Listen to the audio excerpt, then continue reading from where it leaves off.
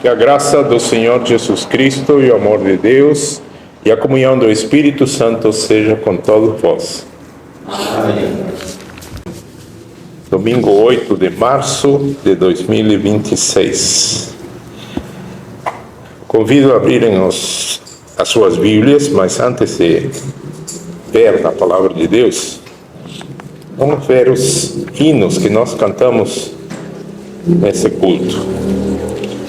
O hino 373. Hino 373. Como eu disse antes,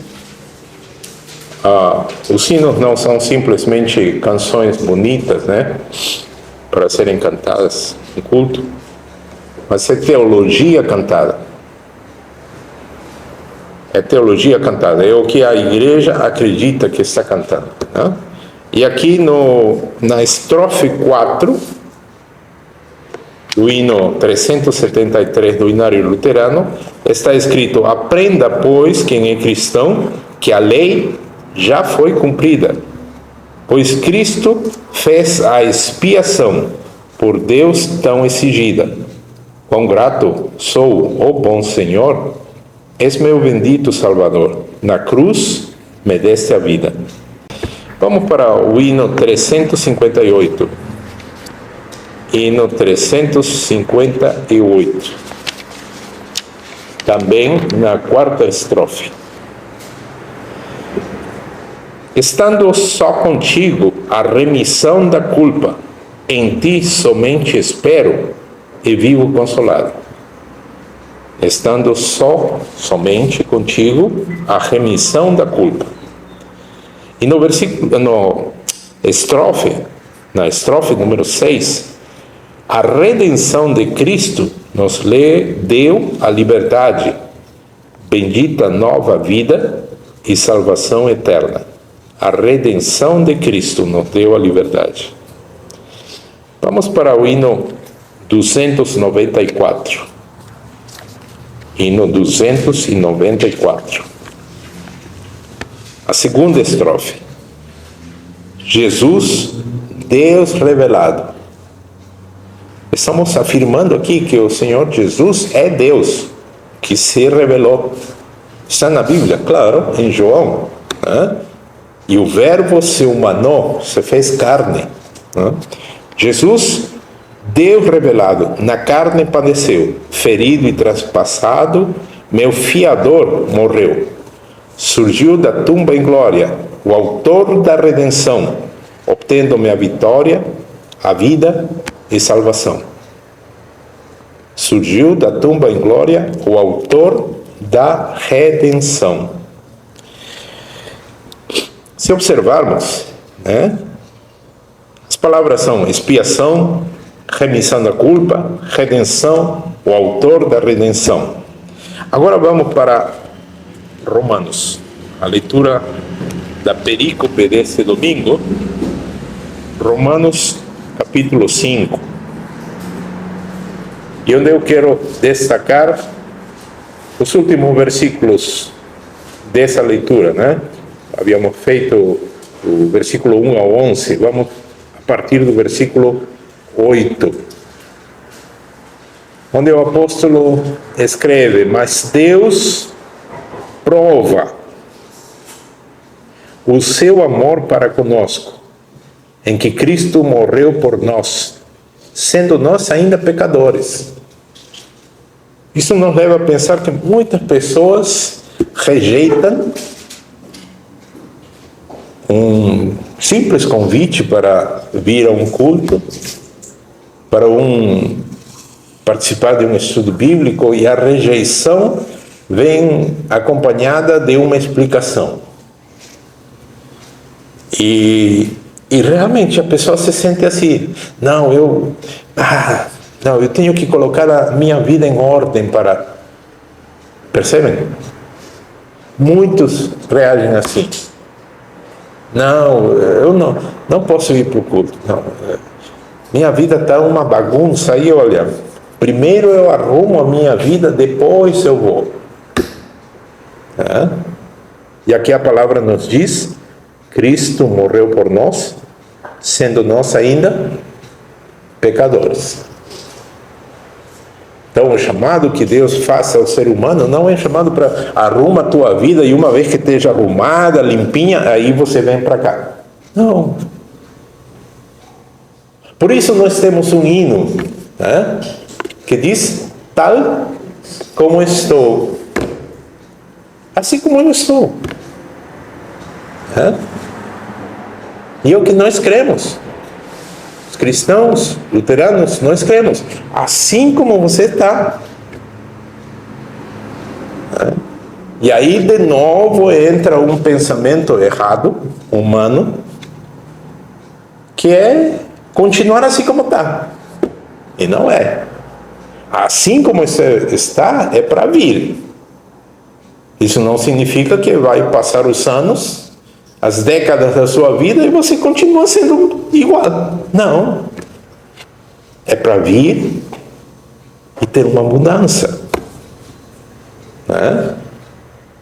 Tal como estou, ok? É para vir.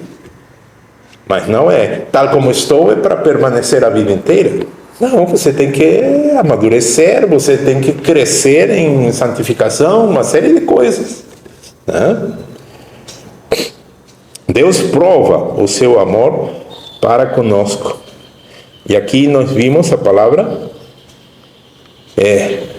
nos hinos, né? A palavra redenção. O que significa redenção? É libertação mediante um pagamento de resgate. Tá? Esse pagamento de resgate não é, o Senhor Jesus pagou e nos resgatou das mãos do diabo. Não. É resgate da condenação debaixo da qual nós já nascemos. Não tem nada a ver com o diabo. Muitos vão atrás de uns memes, umas figurinhas feitas no computador e que aparecem nos vídeos, aparecem, né, nas mensagens das plataformas sociais, em que aparece um tal de Jesus. Digo um tal de Jesus porque nós não sabemos como ele era. Mas se imaginam e fazem uma figura aí, representando Jesus, e no outro lado o diabo, fazendo uma queda de braço. Isso é absurdo. Né? Isso é produto da mente em trevas da pessoa. Nós não fomos resgatados da mão do diabo. Não. Nós fomos resgatados da condenação debaixo da qual cada ser humano já nasceu desde Adão. É dessa condenação que nós fomos resgatados. Então, a redenção é a libertação mediante pagamento de resgate. Qual foi esse pagamento? O apóstolo Pedro nos diz claramente na sua carta, sabendo que não foi com ouro ou prata que fostes comprados. Muitas vezes nós falamos, porque a escravidão, imediatamente nos lembramos das pessoas de cor. Muitos ficam muito tristes, muito tocados, mas como é possível isso? Faz 100 e poucos anos atrás, havia escravidão, pessoas, seres humanos, porque pertenciam a uma determinada raça, eram considerados inferiores e eram sujeitos a uma escravidão. Então, e se comprava e se negociava com essas pessoas, como se quem negocia uma cabeça de gado, né? Uma coisa assim, coisas horríveis. E não pensemos que isso parou.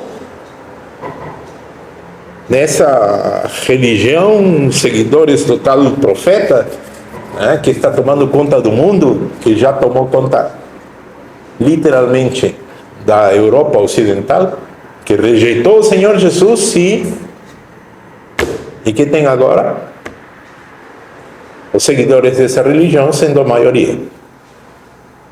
Entre eles, sem nenhum problema. Tem seres que podem ser comprados, vendidos como escravos. Até hoje, século XXI.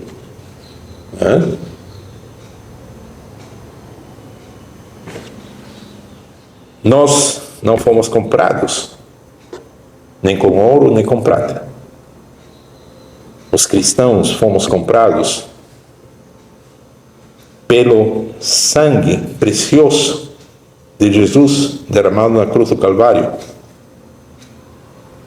O apóstolo Pedro diz o sangue como de um cordeiro imaculado, um cordeiro sem defeito.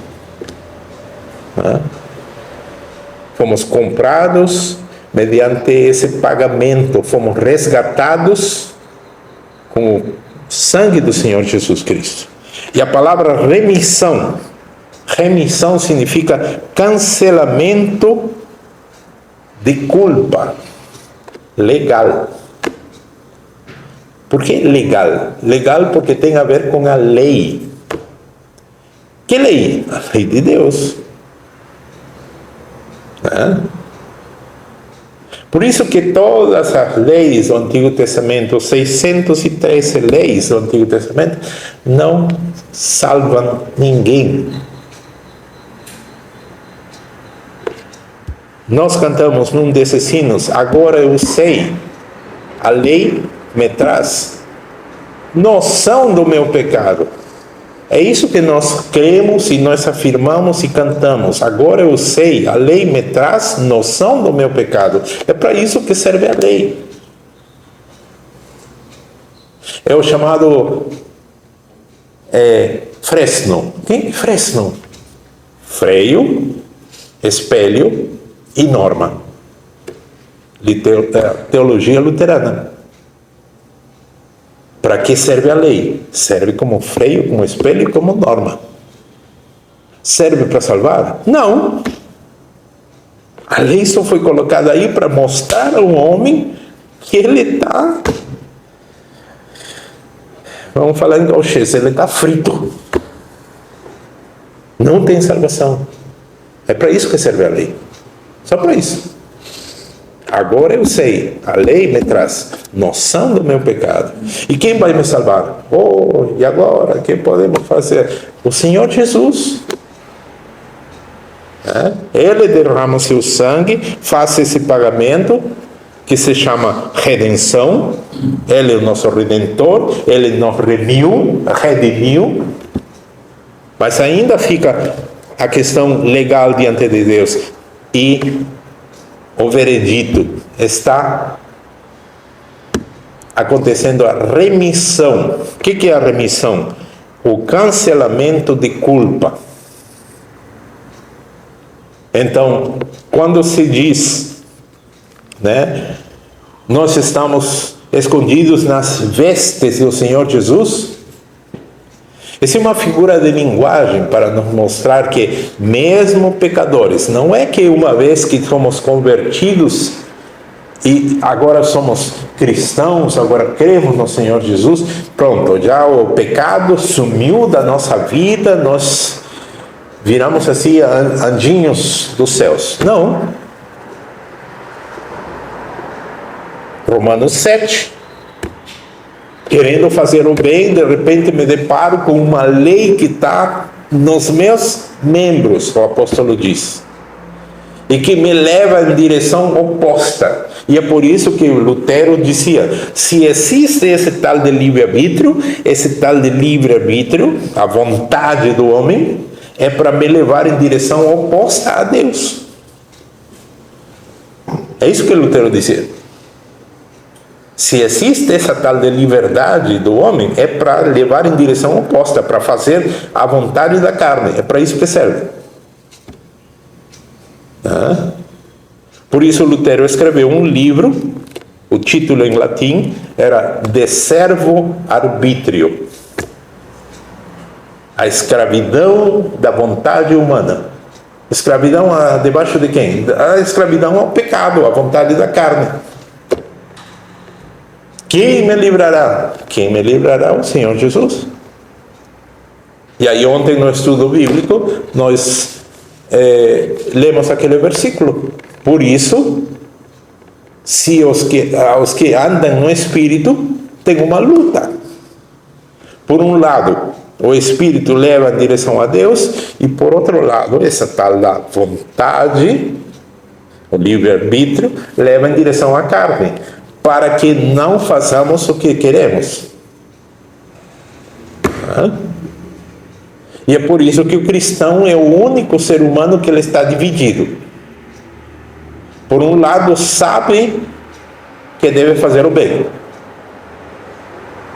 mas a vontade da carne é contrária a essa direção. E agora? Faz o quê? Ele é o único que está dividido.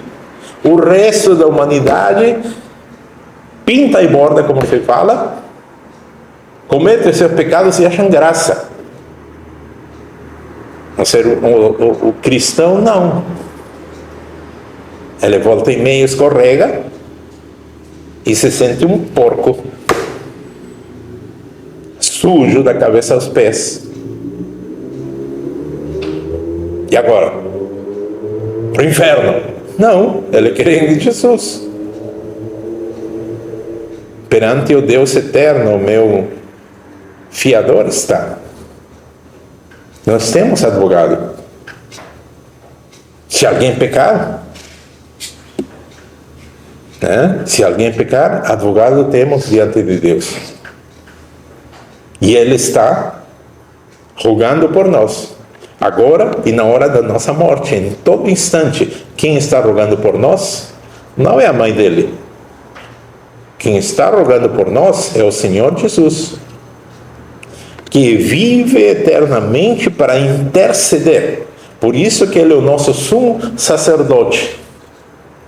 Nós não estamos desamparados, sozinhos nesse mundo.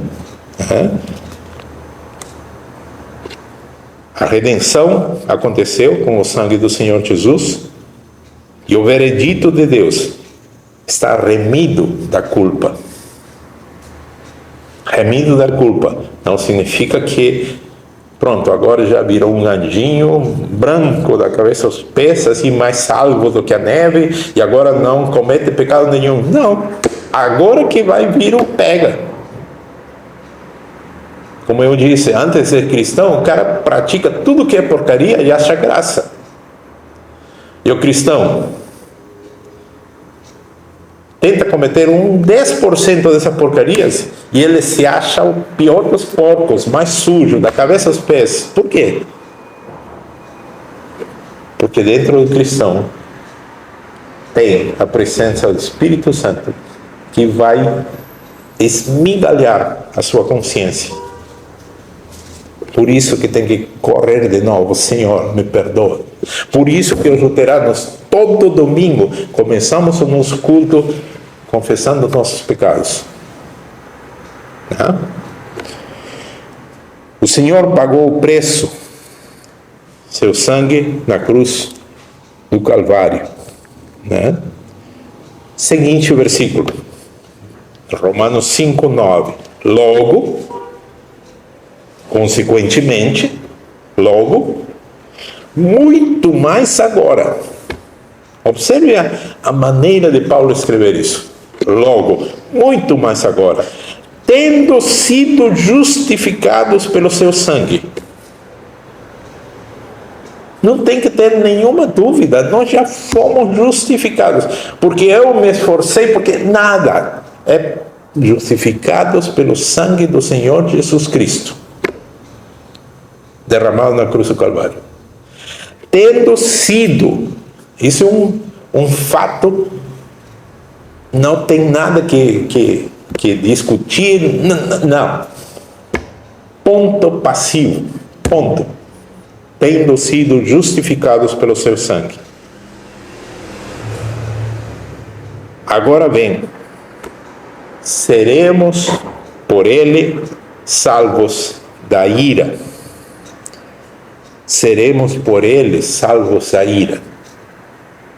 E aqui entra a questão que eu sempre insisto: as nossas línguas modernas não transmitem a riqueza das línguas originais da palavra de Deus. Não transmitem. Não tem como explicar, nós não temos como explicar, porque em hebraico, em grego,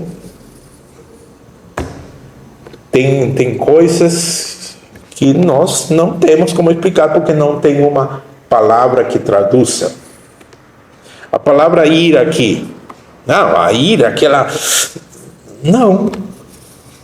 Aqui a palavra ira é a palavra orgê.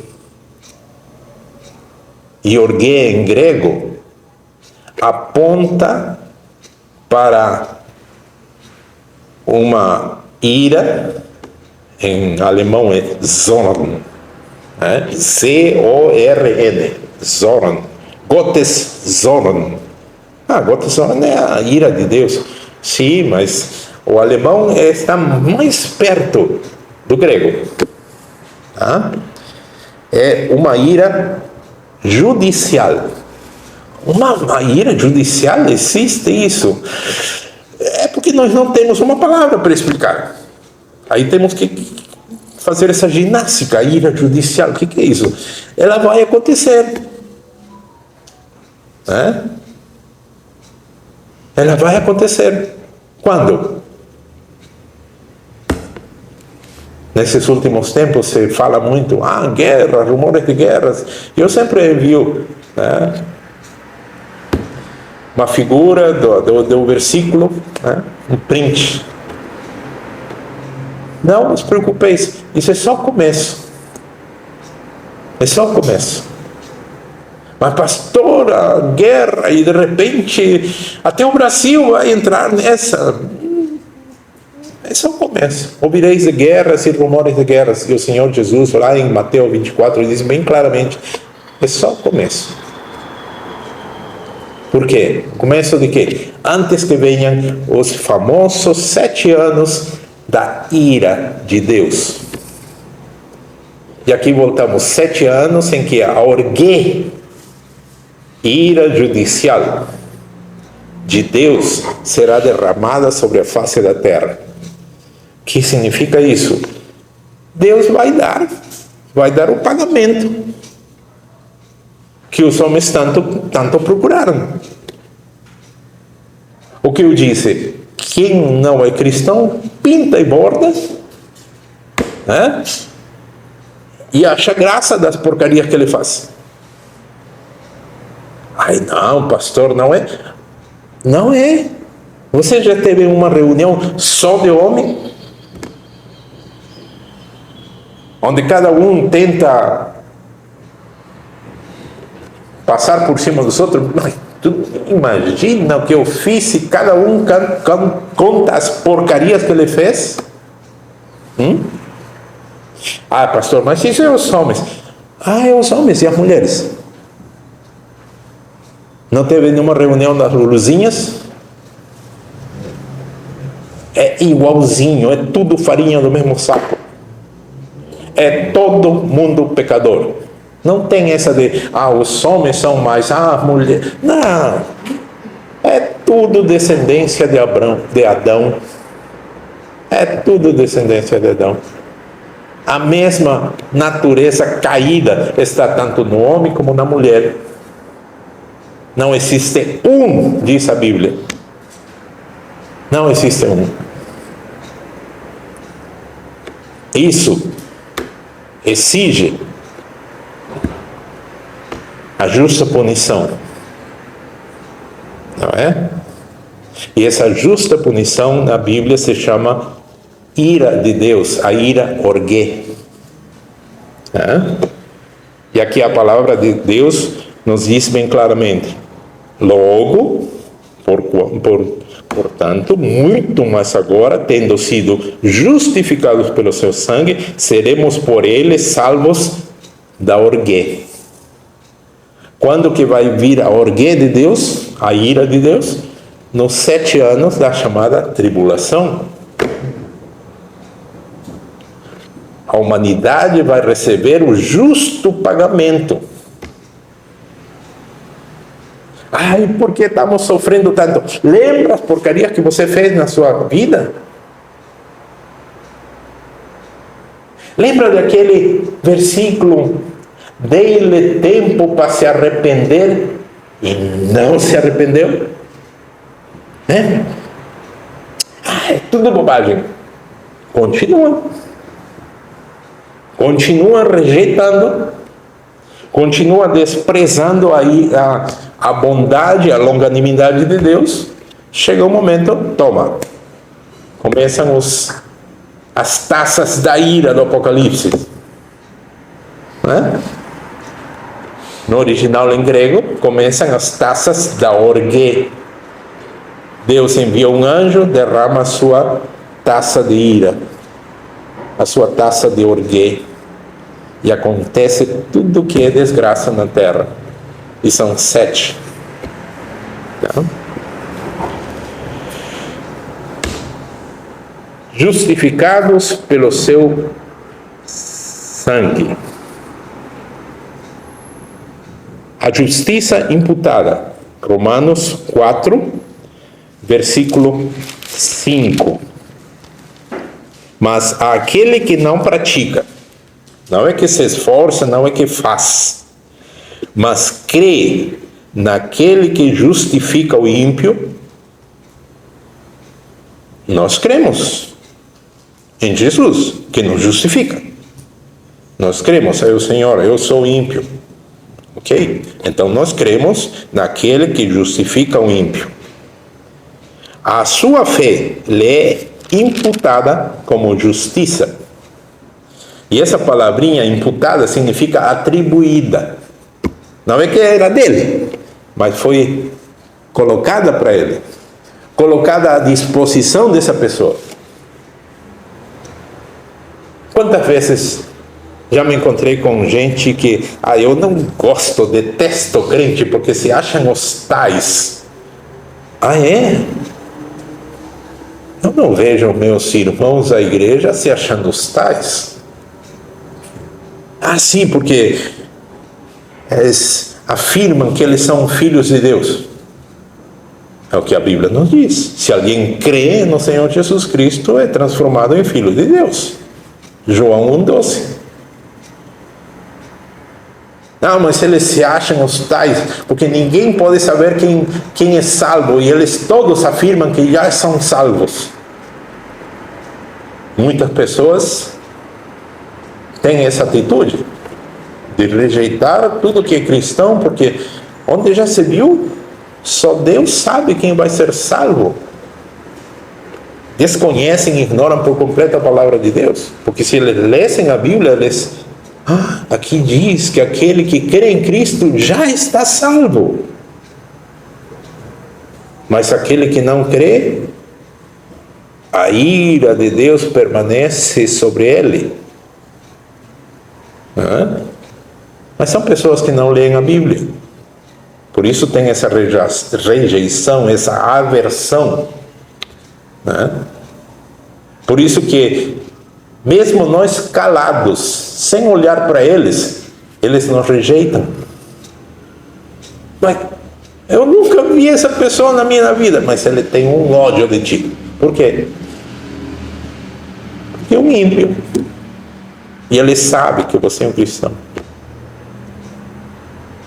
E ele se apertrecha de todos os argumentos para dar base a essa rejeição. A nossa justiça não é nossa. Essa justiça foi imputada, foi atribuída, foi algo concedido a nós, não é nosso.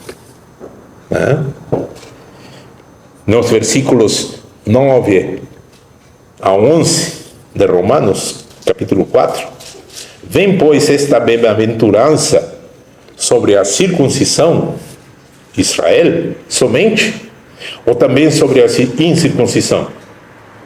Porque dizemos que a fé foi imputada como justiça a Abraão. Como lhe foi, pois, imputada? Estando na circuncisão ou na incircuncisão?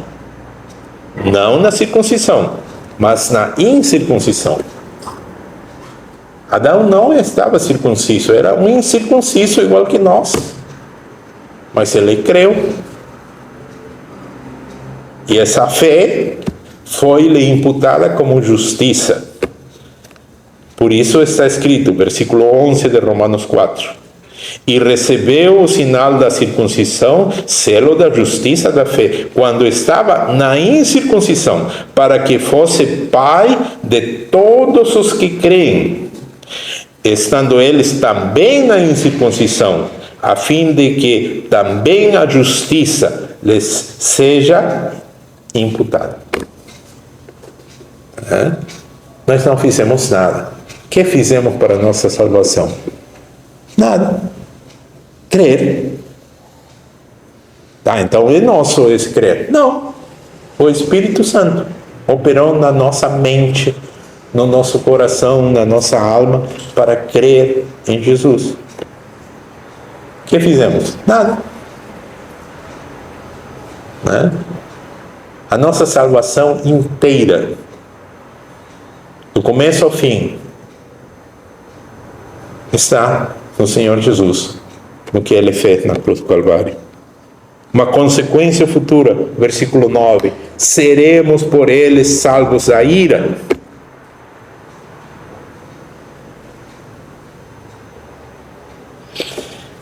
Muitos não querem acreditar isso, que seremos por Ele salvos da ira.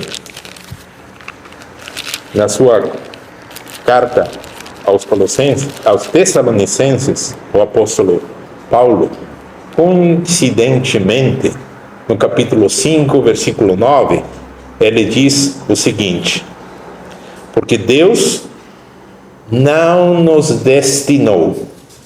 Se quer colocar predestinou, ok, coloque a palavrinha, é igual, não muda. Porque Deus não nos destinou para a ira. Aqui a palavra é orgue. Não nos destinou para orgue. Espera, orgue não é nos 7 anos de tribulação? Sim. Então aqui está dizendo o quê? Deus não nos destinou para esse tempo. Deus não nos destinou para a ira, mas para a aquisição da salvação por nosso Senhor Jesus Cristo. A ira judicial de Deus contra todo o pecado e impenitência da humanidade nesses famosos 7 anos da tribulação. Não estamos destinados para esse tempo. Romanos 5:9, seremos por Ele, salvos da ira, da orgue. Versículo 10, porque se nós, sendo inimigos, isso não entra na cabeça de muita gente. Muita gente acha que, não, mas eu creio em Deus. Aí vem Tiago e nos diz o quê?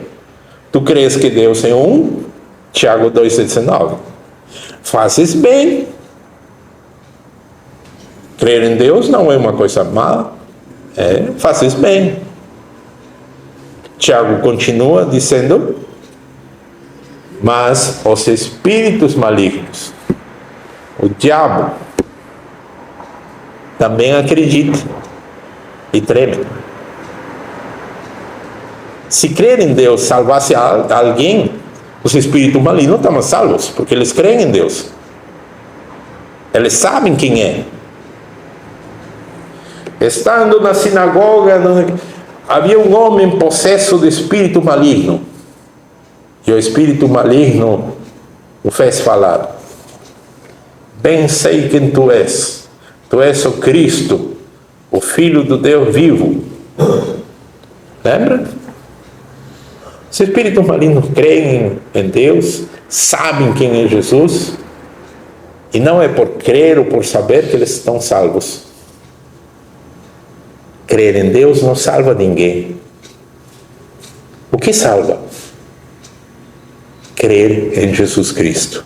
Crer que todos os meus pecados foram colocados sobre Ele na cruz do Calvário. E pelo derramamento do seu sangue na cruz do Calvário, a justiça é imputada a mim. Eu sou considerado justo diante de Deus. Não me estou achando tal, não me estou ensoberbecendo acima de qualquer ser humano. Não, eu simplesmente estou seguindo o que a palavra de Deus nos diz. O apóstolo, lá na prisão, aconteceu um terremoto, o encarregado da prisão quis se suicidar. E aí o apóstolo disse: não te faças mal, fica calmo, estamos todos aqui, ninguém fugiu. E as portas da prisão estavam escancaradas por causa do terremoto que havia acontecido. E aí aquele carcereiro de Filipe, entra e se ajoelha diante deles e pergunta: Senhores, que eu devo fazer para ser salvo? E a resposta do apóstolo é: crê no Senhor Jesus Cristo e serás salvo tu e a tua casa. A pergunta dele foi: que devo fazer? E a resposta: crê. Não é fazer, é crer.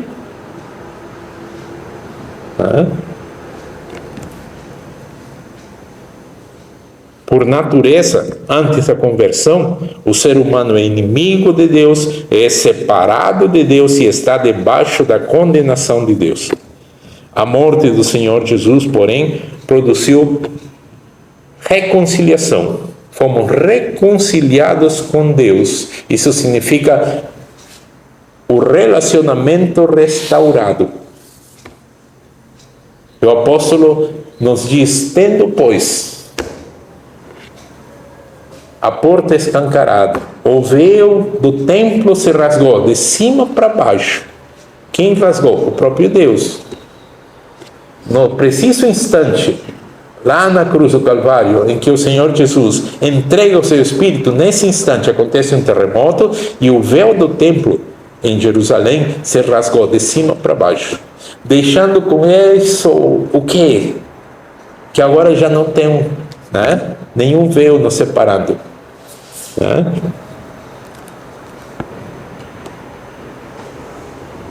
Tem um cântico que aponta para isso. O véu do templo já não separa mais. Agora nós, cristãos, podemos nos aproximar confiantes.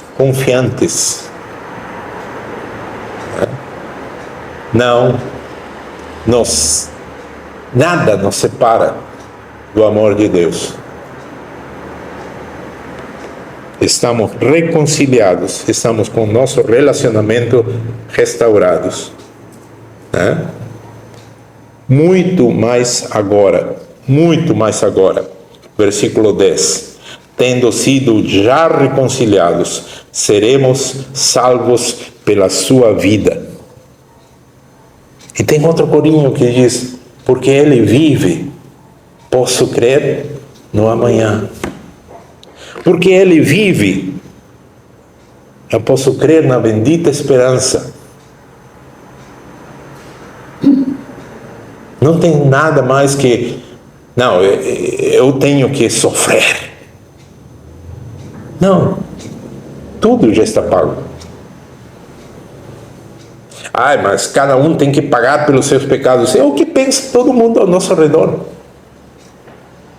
Os melhorzinhos pensam isso. Os melhorzinhos. Não, cada um tem que pagar pelos seus pecados. E os cristãos dizemos: não. Cristo já pagou tudo. O carcereiro: o que eu devo fazer? O que eu devo fazer? E a resposta apostólica: crê. Crê no Senhor Jesus e serás salvo tu e a tua casa. Romanos 5:9. Logo, muito mais agora, tendo sido justificados pelo seu sangue, seremos salvos da ira. 1 Tessalonicenses 5:9. Porque Deus não nos destinou para a ira, mas para a aquisição da salvação por nosso Senhor Jesus Cristo. Por isso, está escrito em Tito 2:13. Tito 2:13. Aguardando a bem-aventurada esperança e o aparecimento da glória do grande Deus e nosso Salvador, Jesus Cristo. aguardando a bem-aventurada esperança. Porque Ele nos deu essa promessa, está escrito na sua palavra. Não fomos destinados para a ira. Não fomos destinados para a ira. A ira vai vir. Tudo ao nosso redor, a tal da geopolítica mundial, tudo está indicando que o Apocalipse está às portas. Né?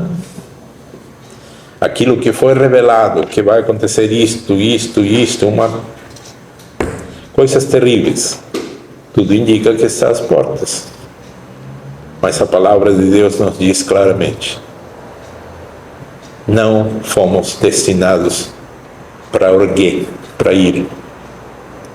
Por isso,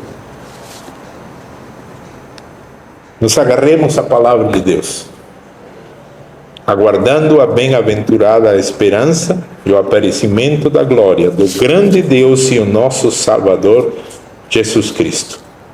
Que Deus nos conceda essa graça de vivermos o que resta na nossa vida nesse mundo tenebroso que jaz no maligno.